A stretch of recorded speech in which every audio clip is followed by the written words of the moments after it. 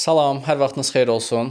Bu gün Horizont Akademi olaraq yenidən podkast təşkilimizə davam edirik və bugünkü qonağımız əslində əvvəlki görüşlərimizə, podkastlarımıza baxsaq, daxili əməkdaşlarımızla bunu eləyirdi. Lakin bu gün düşündük ki, ölkədə təhsil sahəsində ciddi təcrübəsi olan, bu sahədə müəyyən bir işlər görmüş, uğurlara imza atmış Samir müəllimlə görüşək. Xoş gördük Samir müəllim. Xoş gününüz olsun. Samir müəllim Yaşam Beynəlxalq Məktəbinin direktorudur.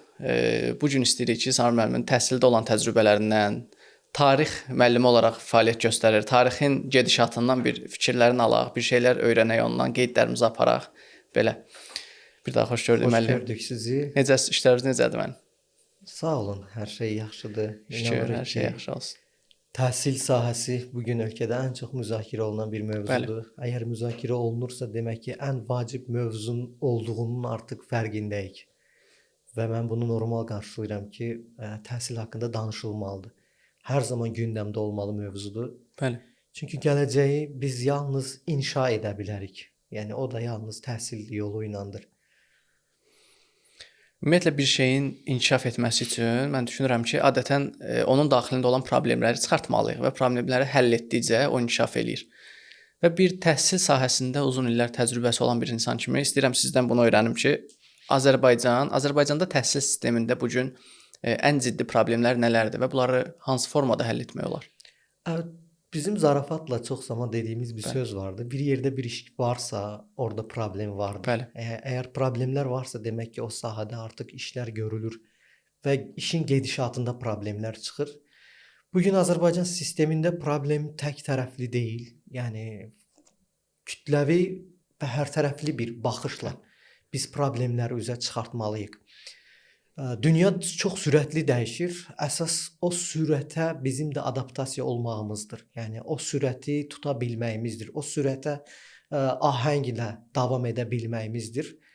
Ən əsas mənim gördüyüm bu gün bilirsiniz, təhsil normalda həyatdır. Biz övladlarımızı, biz şagirdlərimizi həyata hazırlayırıq. Yəni təhsilin fəlsəfəsi həyata hazırlığı məktəb səviyyəsində uşağımıza, övladlarımıza öyrətməkdir. Amma biz əfsus olsun ki, bugün mənim gördüyüm problem və bu yaxınlarda bilirsiniz, övladlarımız abituriyent buraxılış imtahanı verdilər və davamlı müzakirə olunur sualların çətinliyi. Biz əfsus olsun ki, təhsilimizi yekunda imtahana bağlamışıq. Sanki biz 11 il təhsil veririk imtahan üçün. Halbuki imtahan onun üçün bir vasitədir. Biliyi ölçmək üçün bir vasitədir. Amma biz tamamilə imtahana fokuslanmışıq. Həm məktəbdə, həm hazırlıq kurslarında, həm repetitor yanlarında uşaqlarımızı davamlı biliyin imtahan olunma səviyyəsi üçün hazırlayırıq. Bilirsiniz, 1956-cı ildə Benjamin Bloom Bloom taksonomiyasını hazırladı və bu taksonomiyada 6 mərhələ var.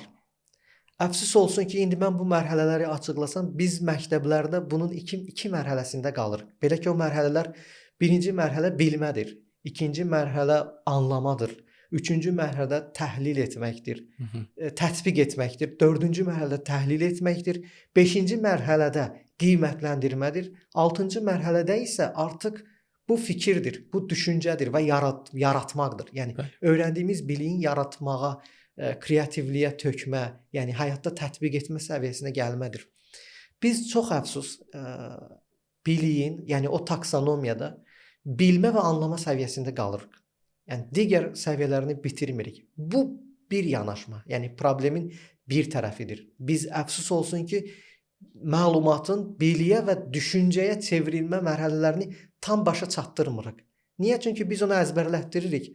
O 11 il sonra 3 saatlıq bir imtahana girəcək və bu imtahanda bu biliyi təsdiqləməlidir. Seçməli variantlar əsasında açıq tipli testlər. Düzdür, bu yaxınlarda artıq digər açıq tipli suallar da qoyulub. Yəni yazı ilə fikrini bildirmə şəkildə suallar da hazırlanır. Bu çox gözəl bir yanaşmadır. Əslində uşaqlarımızın çətinlik çəkdiyi də o mərhələdədir. Normalda ənənəvi testlər problem deyil, şagirdlərimiz bunları artıq bacarırlar. Digər bir məsələ, əsas bir mövzu təhsilimizdə peşəkar müəllimlərin hazırlığı məsələsidir. Əfsus olsun ki, peşəkar müəllim bu gün günümüzün reallığında universitetdən hazırlıqlı şəkildə bizə gəlmirlər. Mən 26 ildir təhsil sahəsində çalışıram.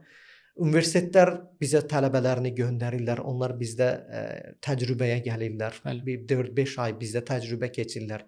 Və yaxud yeni universitet bitirmiş, bizə gəlmiş tələbələrin müdavimləri belə imtahan edirik, sonra onlarla müsahibə edirik. Bu mərhələlərdə görürük ki, universitetdən də bizə hazır kadr gəlmir. Yəni ən az bir 3 il o universitet bitirmiş bir müəllim üzərində işləmək lazımdır ki, onu artıq auditoriyaya rahatlıqla buraxaq. Bu gün təhsili ən güclü olan ölkələrə baxsaq, misal üçün hər zaman Finlandiya bir nömrədir. Deyək ki, Singapur adı hallanır, Cənubi Koreyanın adı hallanır. Bu tipli ölkələrdə peşəkar müəllim hazırlığı çox ciddi bir mərhələdir. Misal üçün 100% qəbul üzərində pedaqoji sahələrə gedənlərin sayı deyək ki 10, maksimum 15%-dir. Yəni çox az sayda tələbə götürürlər, amma bakalavr səviyyəsində, misal üçün Finlandiyada bakalavrı auditoriyaya buraxmırlar. Orada məcburiyyət qoyulub ki, magistr təhsilini də alsın ki, şagird tələbə auditoriyaya buraxılsın, yəni şagirdlərə dərs desin. Müəllimin peşəkar hazırlığı bir digər məsələ da üçüncü tərəfindəyim bunun. Cəmiyyətdə biraz müəllimin nüfuzunu qaldırmaq ən ümdə məsələlərdən biridir. Misal üçün ölkələr var, müəllimlərin artıq dövlət qulluqçusu vəzifəsinə qəbul edirlər. Yəni dövlət qulluqçusu kimi qəbul edib ona o statusu veriblər. Misal üçün bayaq adlarını çəkdiyimiz Finlandiyada belədir, İspaniyada, İtaliyada, Fransada, Almaniyada müəllim dövlət qulluqçusudur. Yəni müəllimin cəmiyyətdə və dövlətdə bir statusu var. Bizdə də var. Bizdə ənənəvi olaraq hər zaman qeyd edirik, müəllim hörmətlidir, müəllim izzətlidir, müəllim şərəflidir. Amma bu sözdür. Bunu həyata keçirtmək daha vacib olardı ki, həqiqətən də bugün müəllim öz tam layiqli yerini görsün. Bəlkə sosial şəbəkələrdən də izləyirik. Hər kəsin əlində bir telefon var. Müəllim yatdı, şəklini çəkək, paylaşaq. Müəllim oyun oynadı, müəllim adına ləkə gətirdi. Yəni müəllimin müsbət məziyyətlərini paylaşmaqdansa məktəbin həmçinin. Amma əfsus olsun ki, hər kəsin əlində bir telefon, hər kəsin əlində bir mikrofon. Yəni müəllim adını əfsus olsun ki, bugün o səviyyədə deyil cəmiyyətdə. Həm sosial şəbəkədə paylaşımlarda da biz bunu müşahidə edirik. Çox gözəl olardı ki, həqiqi mənada müəllim adı öz layiq olduğu yerdə olsun. Həm dövlət səviyyəsində, həm cəmiyyət səviyyəsində. Və bu da bir mənada yenə bayaq qeyd etdiyim kimi müəllimin peşəkar hazırlığı da buna təsir edir yəni bir mənada. Yəni ümumi götürsək, bir neçə məqamları vurğuladınız. Mənim beynimdə əsas yaranan suallardan biri bu olur ki, məsələn, təhsil sistemi cəmiyyətin, ətraf mühitin inkişafı ilə paralel o da inkişaf eləməlidir, özünü formalaşdırmalıdır məncə. Yəni bu dəqiqə dövrümüzün ən aktual məsələsi məsələn süni intellektdir. Biz ondan istədiyimiz hər şeyin cavabını ala bilirik də. Ən yaxşı bir mütəxəssisi gətir 30-dur şirkətdə, ona bir sual ver və süni intellektə sual ver. Süni intellekt daha yaxşı bir yol xəritəsi çizir. Nəinki adətən həmin o mütəxəssis. Və proses indi bu hələ körpəlik dövründədir ümumi götürsək. Elə inkişaf eləyir, elə irəli gedir ki, bu məsələlər, deep learning var, o qədər dərinə gedir ki, bu böyük ehtimalda tədris sisteminə də öz təsirini göstərəcək. Və açıq desəm, mən artıq 8-9 ildir marketinq sahəsində çalışıram. Mən bunun irəlisini görə bilmirəm ki, öz sahəmə baxanda deyə bilmirəm ki, okey, 5 aydan sonra, 1 ildən sonra nə baş verəcək, mən görə bilmirəm.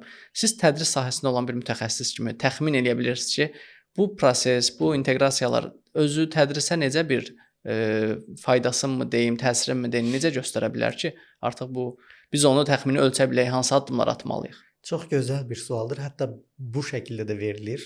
Həmin sual bu şəkildə də süni zəka müəllimi əvəz edə bilərmi? Bəli. Mən onu deyim, çox qısa lakonik desəm, sonra bunu açmağa çalışacağam. Süni zəka güclü olan müəllimi daha da gücləndirəcək. Zəif olan müəllimi kölgədə qoyacaq. Bayaq dediyim şəkildə bilik sadəcə məlumat deyil. Məlumatı almaq, məlumatı anlamaq, məlumatı tətbiq etmək, təhlil etmək, onu artıq qiymətləndirmək, onu yaradılışa tökmək, yəni onu əməllərə, yəni süni zəka bunun bir mövzusuna qədər gələ bilər. Məlumatı çatdırar, analiz elətdirər. Amma ilham vermək məsələsində süni zəka bunu edə bilməz. Çünki konkret məlumatlar əsasında gedir. Hətta mən sosial şəbəkədə bir video paylaşmışdım. ChatGPT ilə Qarabağ xanlığını müzakirə etmişdik. Dəfələrlə mən onun səhvlərini mənim tədqiqat mövzum olduğuna görə rahat onunla müzakirə apardım. Amma səhvləri var. Amma dediyiniz kimi bir mövzunu plan qurmaq, onu təhlil etmək mövzusunda dəstək də verə bilir, faydalana bilirik. Amma tam mənada şagirdə ilhamlandıracaq, onun ruhuna toxacaq mövzusuna gələ bilməz süni zəka. Yəni o müəllimi heç bir zaman əvəz edə bilməz. Düzdür, bu gün misal üçün müqayisə etsək, müəllimi olmayan təhsil modelləri də var. Misal üçün Fransada Xavier bu texnologiya sahəsində çox bilinən bir sahibkardır. Onun 2013-cü ildə Ekol 42 məktəbləri var. Həmin Ekol 42 məktəbləri 7 gün 24 saat açıq olan məktəblərdir, amma orada müəllim yoxdur. Orada tələbə tələbəyə öyrədir və yaxud project learning, project based learning, layihə əsaslı öyrətmə. Çox ciddi bir hovuz sistemi təşkil edirlər. O mərhələli şəkildə belə deyim, 80 min nəfər müraciət edərsə, hardasa bir 4000 adam götürürlər oradan. Amma onlar da daha çox layihə əsasında hazırlaşırlar. Bugün 20 minə yaxın onların tələbələri var. 20-30 ölkədə onların məktəbləri var. Yəni həmin Ekol 42 tipli məktəblər var. Müəllim yoxdur orada. Amma orada layihə əsaslı öyrənmə var və çox uğurlu da bir məktəblərdir, onu deyim. Hətta qeyd edirdilər ki, Harvard, MIT-yə qəbul olunmaqdan daha çətin bir proses, ələmə sistemi var orada. Çox maraqlı yanaşmadır. Əslində coaching sistemi deyə bilərik də, ümumiyyətlə bu ona sual verir, o bunu cavablayır. Bu proses insanı daha yaxşı, ümumiyyətlə cəmiyyət insanı daha yaxşı tərbiyə eləyir həmişə. Nəinki ailə. Ailə sənə deyə bilər ki, əlimi vurmadı, bura bir isti bir yerdə, amma cəmiyyətə düşürsən, dalaşırsan, görürsən ki, ora həqiqətən istiymiş. Bunu öyrənirsən və onlar da hardasa elə bir ola bilsin sistem yaradıb. Mənim əslində süni intellektlə bağlı öyrənmək istədiyim daha fərqli bir sistemdir bu təhsil sistemində. Məsələn, bizə əvvəl tapşırıq verilirdi məktəb vaxtı ki, get bunu məsələn araşdır, öyrən və ya universitet dövründə olsun. Amma indi araşdırmaq üçün bir nöqtə kifayət eləyir ki, yazırsan, onun cavabını anında alırsan. Və bu kütləşməyə yol açır da bir yerdən. Hətta bununla bağlı bir film çəkilmişdi. Filmin adı və sair yadımda deyil. Bir 100 il, 200 il qabağı göstərir. İnsanlar artıq heç nə eləmir və çox avam insanlar gəzir küçələrdə. Baxırsam onların maraqları, onların istəkləri, hamısı hər şey dəhşətli dərəcədə bayağılaşıb. Bir tərəfdən bu adamı qorxudur ki, hamı akademik istifadə eləməyəcək təbii ki, bu süni intellekti. Və dünən bir dostumla danışıram. O da uzun illərdə Azərbaycanda idarə etmə sahəsində çalışıb banklarda falan. İndi özü, beyin transformasiyası ilə bağlı təlimlər keçir və artıq o da görür ki, zamanla onun təlimlərinə gələn adamlar belə, yəni əvvəldə deyir biraz daha dərin insanlar idi, fikirləri daha dərin olan insanlar, amma indi deyir zamanla görürəm bu gənc nəsil, yeni bir şeyləri tətbiq edən nəsil daha sürətli qavramaq istəyir. Məsələn, mən deyirəm tutaq ki, bunu yarım saata qavraya bilərdinsə, bu adam istəyir anında eşitsin, anında bilsin və indi də bu saniyədə də icra olunsun. Bu proses, öyrənmə prosesi o qədər fərqli yerə gedir ki, nəyi necə öyrənəcəyimizi belə artıq belə deyim də biraz çətinliyini çəkirik. Şəxsdənmi öyrənməliyik, AI-danmı öyrənməliyik? Ümumiyyətlə öyrənməliyikmi? Bu biraz sual yaradır insan beynində. Bəli, bu gün əsas mövzu bilirsiniz nədir? Əvvəl bilik məhdud idi. Bəli. Biliyi əldə etmə çətin idi. Amma bu gün evdən çıxıb evə qayıtdığımız zamana qədər bilik yağışına məruz qalırıq. Dəhşətli dərəcədə, bəli. Amma bizim hər zaman deyirəm, mən bunu dəfələrlə demişəm. Yəni bu gün biz şagirdlərdə formalaşdıra biləcəyimiz qabiliyyət bilirsiniz nədir? Filtr sistemi. Yəni o aldığı məlumatları filtrləyə bilsin, çeşidləyə bilsin. Yəni bu yararlıdır, bu yararsızdır. Bəli. Yararlı olanları harda tətbiq edə bilərəm, nə qədər faydalı ola bilər? Bəli. Çünki hər tərəfdən bilik var. Adi məlumat çöldə gördüyümüz bir məlumatdır. Beynimizdə kodlanır, yəni məlumat kimi qalır. Bu gün məlumat əldə etmək çətin deyil. Bu gün bizim qazandıracağımız qabiliyyət o məlumatları emal etmək və onları tətbiq etməkdir. Bugünün məktəbi bunu bacarmalıdır. Məlumat yağışına məruz qalmış şagirddə məlumatları çeşidləmək, onları emal etmək və tətbiq etmək. Bəli. O zaman burada belə bir sual yaranır. İndi bugünün məktəbi deyirik. O O zaman bu dövrdə yaxşı məktəb və pis məktəb məsələsi var da. Biz bunları bir-birindən necə fərqləndirək? Tutaq ki, mənim bir övladım var, istəyirəm ki, hansısa bir məktəbə qoyum, artıq təhsil alsın. Mən bunu necə fərqləndirə biləcəm? Bu biraz da marketinq məsələsidir. Dildən dilə və ya reklamdan görə bilərəm ki, okey, bura yaxşı məktəbdir. Bəs fərd olaraq bir qidanı alıramsa, dadına görə bilirəm ki, bu dadlıdır yoxsa deyil. Bəs məktəbi necə fərqləndirmək olar ki, o yaxşıdır yoxsa deyil? Yaxşı məktəb. Məktəb yaxşıdır. Məktəb hər bir halda yaxşıdır. Biraz pis məktəb yan-yana gətirmək mənə biraz ağırdır. Baxır məktəbdə tədris necə qurulub? Sağlam, təhlükəsiz mühit formalaşıbmı? Bu gün yaxşı məktəbin meyarı bilirsiniz nədir? Şagirdin sevərək getdiyi məktəb. Şagird sevərək getdiyi məktəb nədir? Orada sevgi gördüyü məktəb, fikrinə dəyər gördüyü məktəb, sual verəndə sualı cavablandırılan məktəb. Yəni məktəbin bu gün meyarı budur. Məktəb milli kurikulum tətbiq edə bilər, IB, Cambridge, AP, fərqli təhsil modelləri var bilirsiniz. Bunları tətbiq edə bilər. Amma yaxşı məktəb deyəndə yaxşı kurikulum nəzərdə tutulmur. O məktəbdəki mühit nəzərdə tutulur. Və yaxşı məktəb yaxşı bina da deyil. Cambridge, Oxfordun binaları 12, 13, 14-cü əsrlərdə inşa edilmiş binalardır. Çox tarixi binalardır. Bugün biz onlardan daha müasir binalar inşa edə bilərik. Amma Cambridge edən hər halda onun binası deyil. Bəli. Yəni onun tarixi keçmişi, qazandıqları, təcrübələri, həmçinin oradakı mühit deyəndə onu nəzərdə tuturam ki, şagirdin sevərək getdiyi yerdir. Bilirsiniz, bugün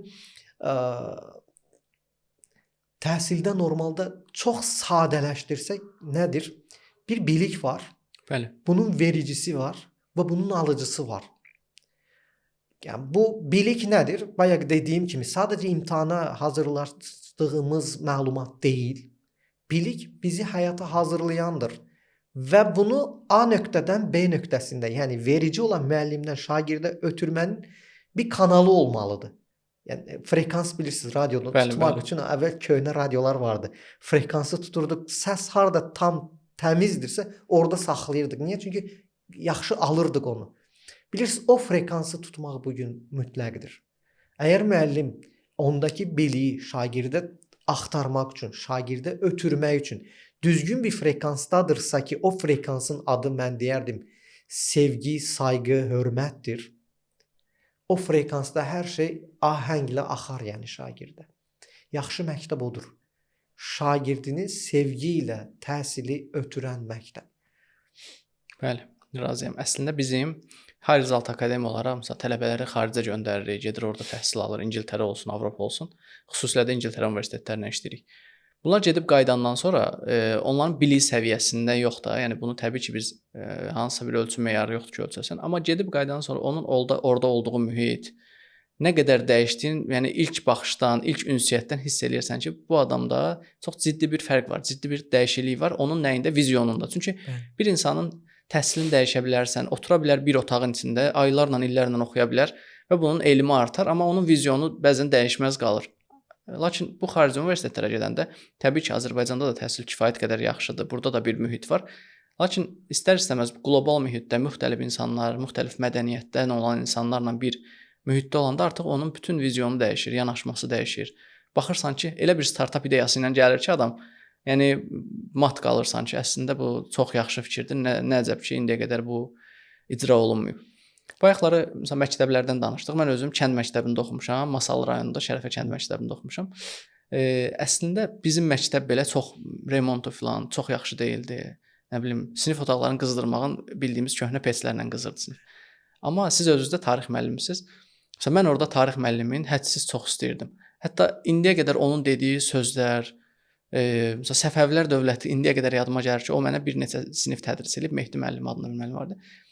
Ola bilərdi ki, mən oturum onu kitabdan oxuyum da, yadımda qalsın. Amma o bizə Səfəvləri elə izah eləyirdi. Osmanlı Səfəvi arasında olan müharibə olsun, Çaldıran döyüş olsun və s. Hamısı mənim beynimdə bir səhnə olaraq canlanırdı. Atlılar gəlir oradan, hər şey beynimdə canlanırdı. Və düşünmürəm ki, bu belə deyim, sadəcə bilgi ilə bağlı bir şey deyil də. Bilgi ötürmürdü o bizə. Yəni sinifdə də düzü ən çox onun sevdiyi şagird elə mən idim. Mənə də çox maraqlı idi ki, onun dərsi olsun, gedim oturum. Yəni belə bir tədris metodu olduğu təqdirdə düşünürəm ki, yəni şagird mümkün deyil ki, öyrənməsin. Yəni mümkün deyil ki, onun standartlarından yəni kənara çıxsın ki, yox mən bunu bəyənmirəm və Bir s. müəllimin hər zaman deyirəm ən böyük Bəli. uğuru sevilən olmasıdır. Bəli. Özünü sevdirə bilməsidir. Sevən insan sevilir. Sevən müəllimin fənni də sevilir. Yəni bir insan atomu belə parçalasa, çox əhəmiyyətli bir iş də görsə, amma o adamda o sevgi, hörmət, şagirdə qarşı şey yoxdursa, onun Bəli. dərsi sevilən olmayacaq. Həyati bir mövzu keçsə belə, öyrətsə belə. Bəli. Amma o bir müəllimin ki, özünü sevdirib, o müəllimin fənni də sevilir.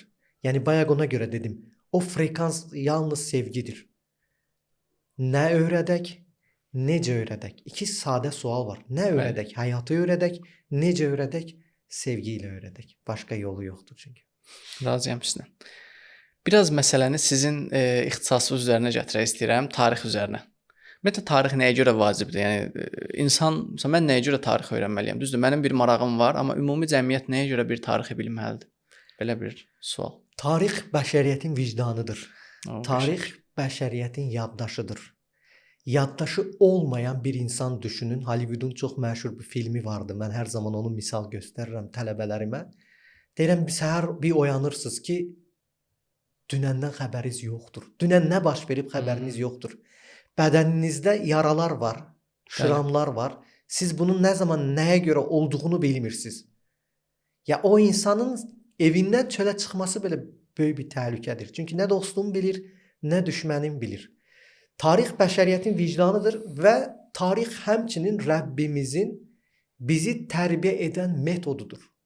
Bizim müqəddəs kitabımız Bəyan, Quran-ı Kərimi açsaq, Nuhun tarixi var. Həzrəti Yaqubun oğlu Yusifin, Həzrəti İbrahimin oğulları İsmail və İshaqın, yəni Həzrəti Musanın tarixi. Yəni bir insan, bir müsəlman olaraq bəzən özümüzə bu sualı veririk. Rəbbimiz niyə bizə tarix keçir? Niyə bizə müqəddəs kitabında tarix məlumatlar verir? Halbuki çox bəsit. Misal üçün mən Həzrəti Yusif hadisəsi Quranda ən çox sevdiyim surələrdən biridir.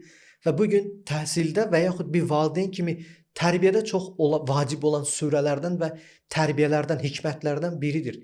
Misal üçün Yaqubun 10 oğlu var. İçlərində Yusifi və yaxud onun kiçik qardaşını həddindən artıq çox sevir. Baxırıq ki, digər qardaşlar o qədər buna nifrətlə yanaşır. Hətta öz doğmaca qardaşlarını quyuya atacaq qədər. Və burada görürük ki, Rəbbimiz Yaqubun timsalında bizə valideyn nədə diqqətli olmalıdırı öyrədir. Tarix də həmçinin belədir. Biz hər tərəfdən öz torpaqlarımızla həmsərhəd olan bir ölkəyik. Bəli. Yəni biz tariximizi bilməsək, biz Dərbəndimizi, Borçalımızı, İrəvanımızı, Göyçəmizi, Cənubuda İranımızı, Təbrizimizi, Ərdəbil İranda qalan torpaqlarımızı yəni biz bunları bilməsək, biz gələcəyimizi qura bilmərik. Onun üçün tarix vacibdir və biz hər zaman tələbələrimizə də deyirik. Tarix dövlətin standartıdır. Və əgər bu dövlət standartıdırsa, demək ki, dövlət bunu çox böyük bir əhəmiyyət verir və dövlətin gələcəkdə davamlılığını təmin etmək üçün öz vətəndaşlarına tarix şuurunu formalaşdırmaq istəyir. Bizim dostumuz kimdir, düşmənimiz kimdir, bizim səhvlərimiz nədir, bizim uğurlarımız nədir? Sadəcə keçmişi öyrənmirik. Biz keçmişlə gələcəyi necə qura biləriyin yolunu öyrənirik. Yəni tarix bunun üçün vacibdir.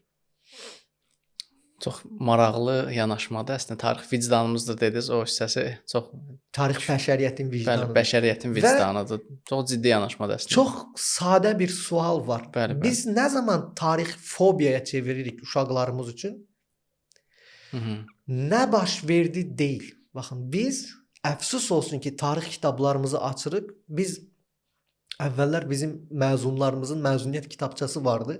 Orada məzunlar haqqında məlumat vardı və məzun özünün hobisi və fobisi haqqında məlumat yazırdı. Məsəl üçün, mən qəhr olurdum şagirdlərimin məzun olanda fobiya olaraq tarixi yazmaları, xüsusilə də Azərbaycan tarixini yazmaları. Niyə biz dərsliklərimizi açanda onu görürük ki, mən bir tarixçiyəm, həm də 2010-cu ildə müdafiə etmişəm. Azərbaycan xanlıqlar dövrü üzrə mütəxəssisəm. dinlər və məzhəblər, təriqətlər tarixi üzrə kitab yazmış bir aliməm, tarixçiyəm. Tarix o zaman maraqsız olur ki, nə baş verdiyini biz izah edəndə. Əslində niyə baş verdiyini biz övladlarımıza öyrədə bilsəydik, niyə baş verdiyini keçə bilsəydik, tarix ən maraqlı mövzulardan, ən maraqlı fənlərdən biri olardı. Amma əfsus olsun ki, nə baş verdiyini statistika kimi keçmişik, ruhsuz, hissiz bir məlumat bazasını uşaqlara ötürməyə çalışırıq. Adi misal üçün Qızılqaya xəyanəti deyilən bir hadisə var xanlıqlar dövründə. Bəli.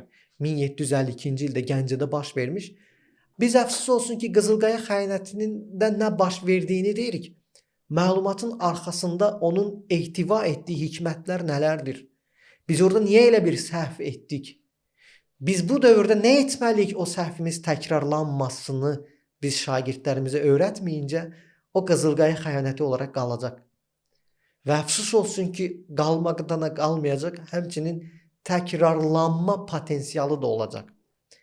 Əgər biz nə baş verdiyini yox, niyə baş verdiyini öyrətsək, inanıram ki, tarix ən sevilən fənlərdən biri olar.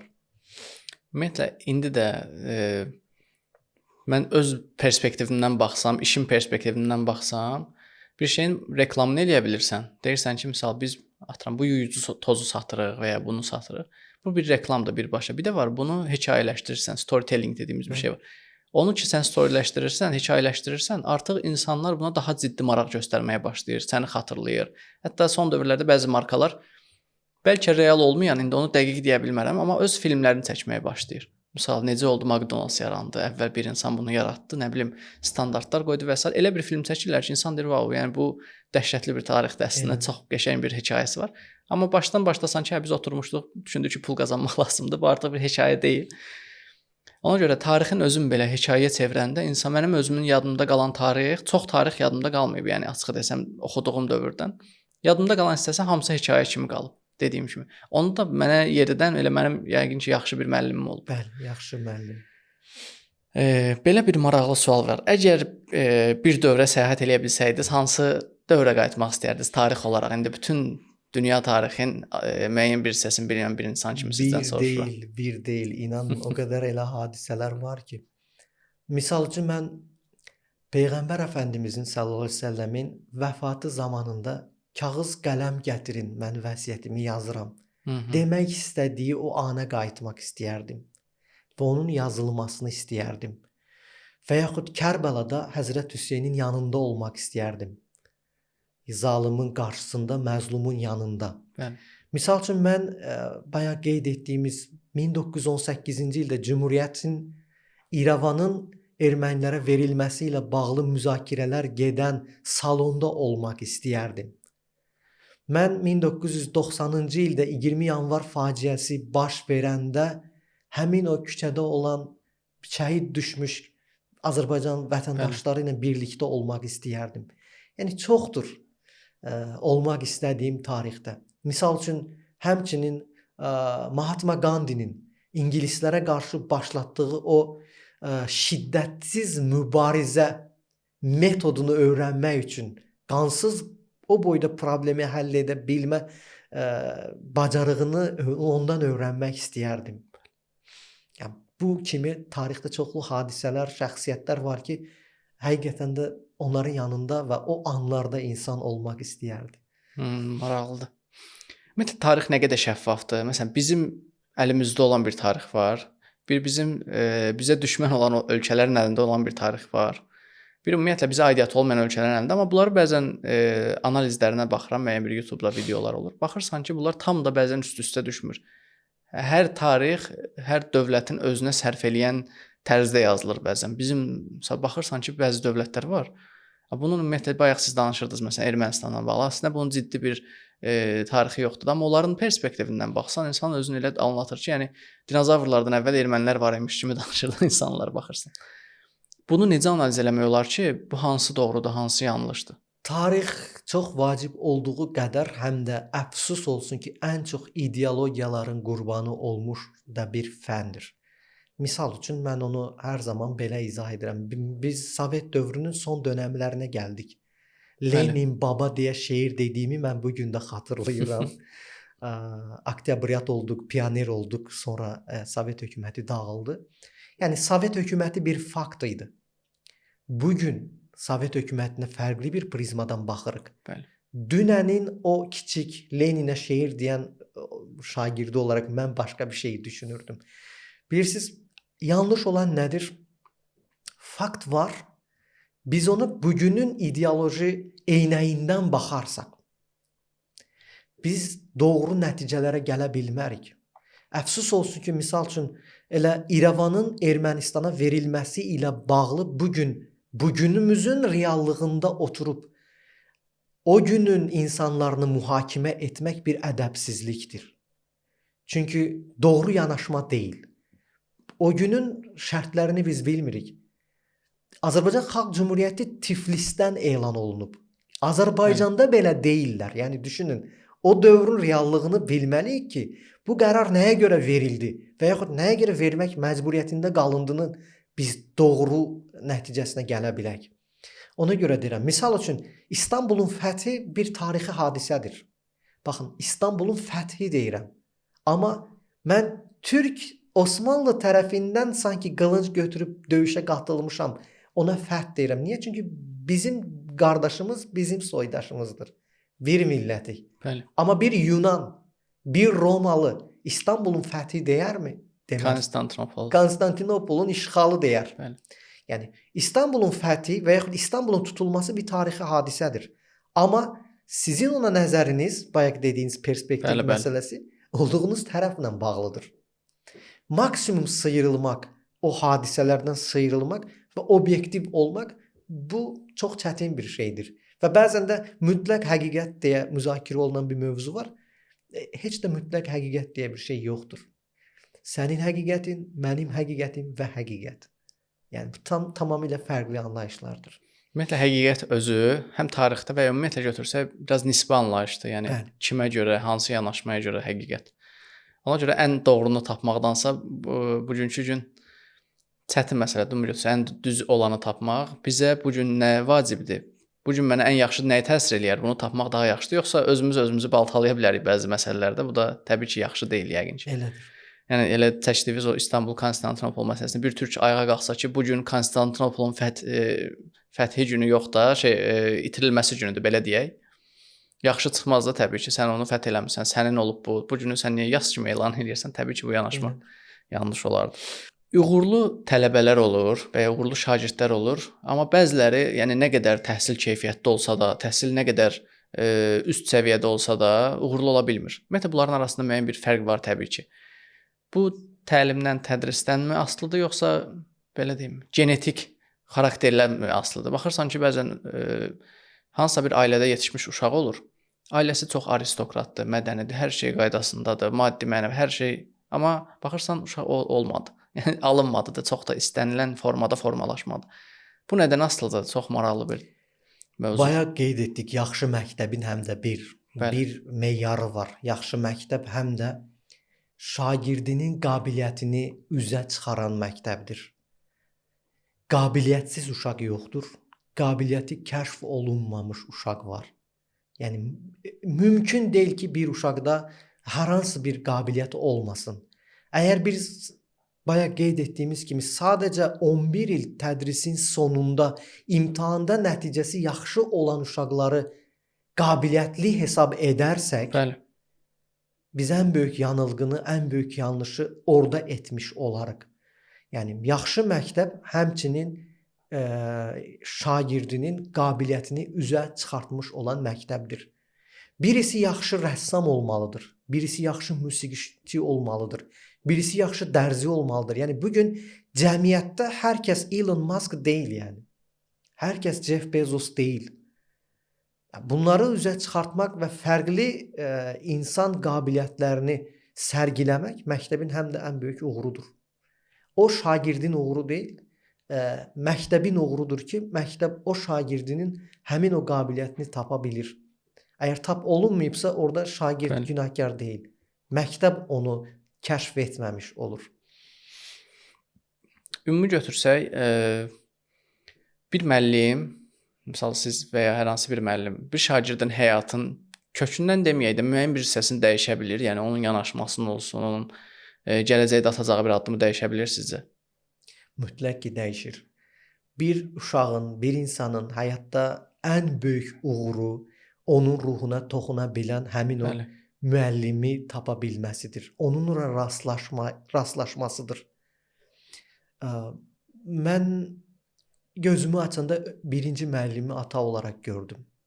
Yəni ata məndə evdə zəhmətkeşliyi, doğruluğu, dürüstlüyü, təmizliyi, yəni ilk öncə ailədən öyrəndik. Sonra məktəbə getdik. Məktəbdə bəli, mən də bayaq qeyd etdiyiniz kimi mən də bu gün tarixçi olmağımda ən böyük faktor müəllimim idi. O qədər gözəl tarix izah edirdi ki, uşaqlar kəmərlərinizi bağlayın. Bugünkü səyahətimiz Hindistanadır deyə başlayırdı.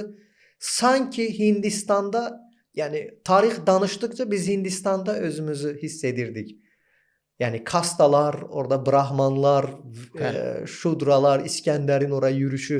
Yəni o qədər gözəl izah edirdi ki, insan o hadisəni sanki yaşayırdı. Və mən tarix müəllimimin timsalında mən tarix fənnimi mən də çox sevdim. Və hər kəsin həyatında, məsələn, bir İskəndərin həyatında bir Aristotel vardır, yəni. Əlbəttə. Bir Ertuğrulun həyatında Axşəmsəddin, Şeyx Ədəbalı vardır. Bir Fatihin həyatında Axşəmsəddin vardır. Yəni Şəmsəddin Eldəniz həmçinin onun bir məktəbi vardı. Onun yetişdirdiyi Məhəmməd Cahan Pəhləvan kimi bir övladı, Qızıl Arslan kimi bir övladı vardı. Yəni hər kəsin həyatında o rol model dediyimiz Bəli. ilham verici insan mütləq ki vardır. Yəni ümumi götürsək, bir müəllim bir gəncin, bir onun tələbəsinin həyatını mütləq şəkildə dəyişə bilər. Bəzən də heç hiss etmədiyimiz şeylərlə belə ola bilir. Misal üçün Einsteynin məşhur bu təhsil həyatını bilirsiniz. Hər kəs tərəfindən qabiliyyətsiz, hər kəs tərəfindən zəif bir insan kimi dəyərləndirilirdi. Amma bir müəlliminin ona "Oğul, sən fərqli düşünürsən" deməyi belə onda o fərqliliyi özündə hiss etməsinə səbəb olmuşdu. Yəni bu kimi misal üçün bəzən sadəcə bir sual veririk, uşağın həyatı dəyişir. Sadəcə bir tövsiyə veririk, uşağın həyatı dəyişir. Sadəcə heç bir şey demirik. Sadəcə biz onun üçün nə isə edirik, o onun həyatına təsir edir. Yəni bu nüanslar çox vacibdir. Və mən düşünürəm ki, ümumiyyətlə bir müəllimin ən böyük öhdəliyi də öz görə bildiyi qədəri yox da şagirdin elə eləməlidir ki, onun görə bildiyi qədər görsün. Yəni məsələn bir müəllim maksimum görür məsələn ki, bu şagird gedə bilər 5 addım qabağa və tövsiyə edir ki, sən get 5 addım qabağa, sənin yerin oradır. Amma o şagirdin gedə biləcəyi bəlkə 100 addım irəlidir. Bəlkə gedib milyarder ola bilər, bəlkə çox böyük bir Nobel mükafatı ala bilər, amma müəllim onda onu görmür deyə. Və bəzən mən düşünürəm ki, məsələn mənim müəllimlərim kənd məktəbində oxusan belə adamlar bizdən olan gözləntiləri çox fərqli bir yerlərdə idi əslində. Baxırsan ki, bu kənd müəllimidir, bu özü inkişaf edib maksimum kənddə müəllim ola bilər məsələn. Amma bizə elə bir vizyon verə bilirdilər ki, elə bir şey qata bilirdilər ki, məktəbdən götürürəm, hələ bir universiteti var və s. Amma mən düşünürdüm ki, mən məsələn gələcəyin ən uğurlu insanı olacağam məsələn. Belə bir şeylər qata bilirdilər bizə, belə bir motivasiyalar verə bilirdilər. Və düşünürəm ki, bir müəllim həqiqətən bunu etməyi bacarmalıdır ki, şagirdin sərhədi olmasın, maksimumuna gedib çata bilsin. Xəyallarının dalıyca gedə bilsin.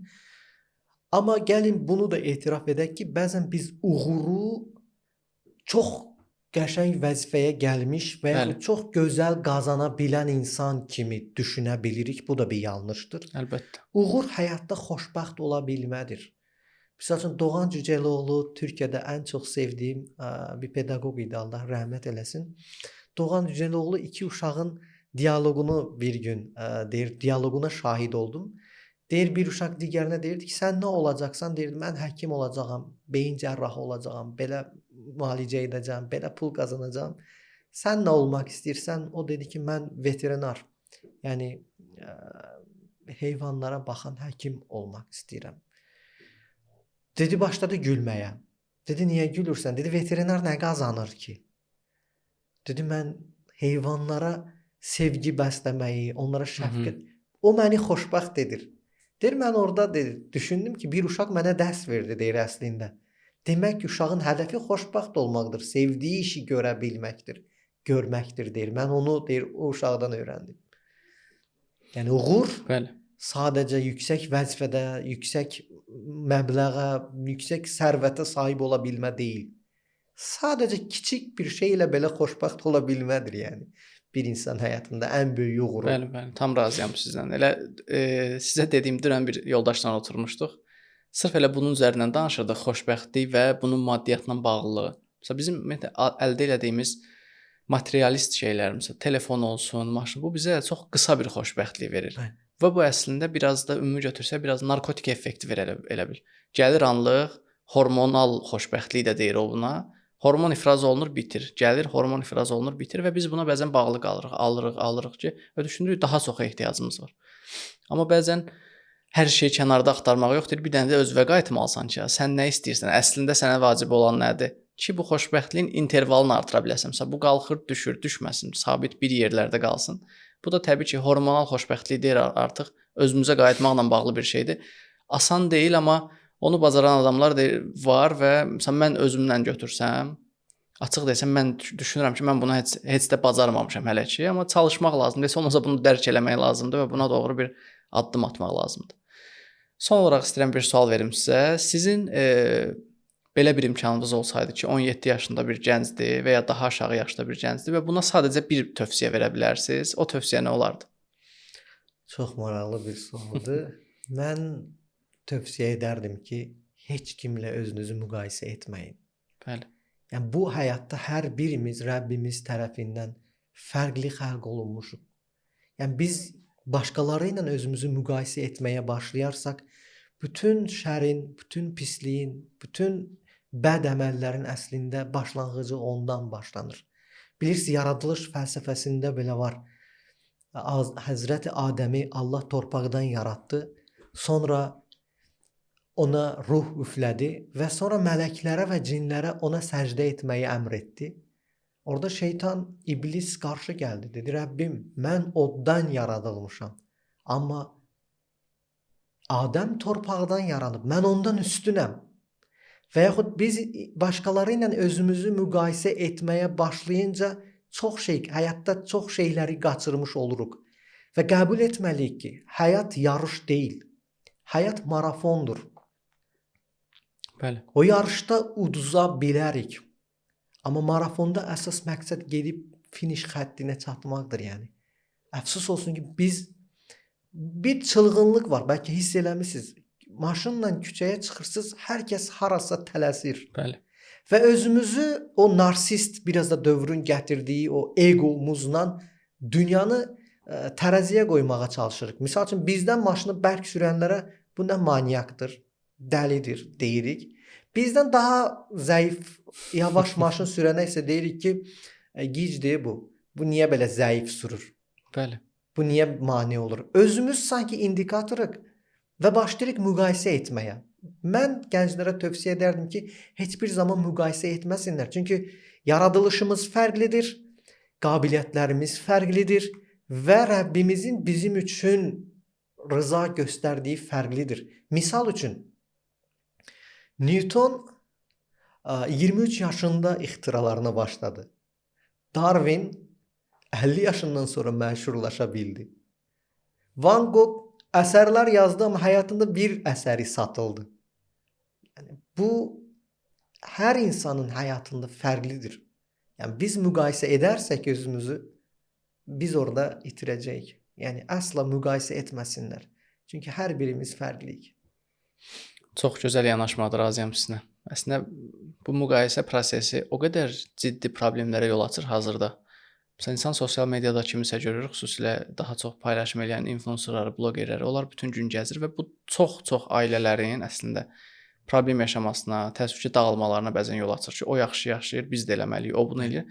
Əslində arxa hissəsini heç kim bunun düşünmür. Onda var, məndə niyə yoxdur? Bəli, o çox ciddi problemlərə yol açır. Özündə olana şükr etmək üçün əfsus olsun ki, daha kasıbına deyil, biz hər zaman daha yuxarıda olandan məndə niyə yoxdur? Onunla müqayisə edirik.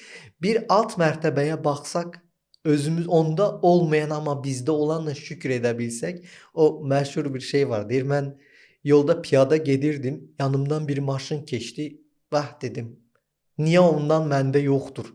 Daha irəli getdim, gördüm ki, heç ayaqları olmayan amma kalyaskada gedən bir əngəlli vətəndaş var. Onu görəndən sonra deyir öz ayaqlarımı deyir ovuşdurdum dedim Allahım sənə şükürlər olsun ki mən bu ayaqlara sahibəm. Yəni insan onu edə bilməlidir. Yəni hər zaman yuxarı deyil. Əgər müqayisə edərsə özünü heç olmasa bir də geriyə dönüb baxmalıdır yəni. Bu şey əngəllilərlə bağlı dediniz. Məsələn Nick Vujicic adında biri var, bəlkə də tanıyırsınız. Bəli, çox məşhurdur. Hə, onu uzun illər mən izləmişəm. YouTube-dan baxırdım videolarına. Dəhşətli dərəcədə ciddi motivasiya verə bilər və adam ona baxanda eləmədiyi şeylərdən utanır bəzən ki, bax bir şükr elə və qalx ayağa bir şeylər elə. Yəni insanı çox ciddi motivasiya edir. Belə Samir müəllim, çox xoş oldu həm sizi tanımaq, həm sizlə söhbət eləmək. İnşallah ki, podkastdan əlavə də sizinlə uzun-uzun söhbət eləmə imkanımız olar. Həmişə çox sağ olun. Çox Mən də sizə minnətdaram. Dəyərli insansınız. Mən də sizə minnətdaram. Çox gözəl bir ortamdır. Çox gözəl suallar idi. Və ümid edirəm ki, bu danışdıqlarımız kimlərisə düşündürəcək. İnşallah. Çox sağ olun izlədiyiniz üçün minnətdaram.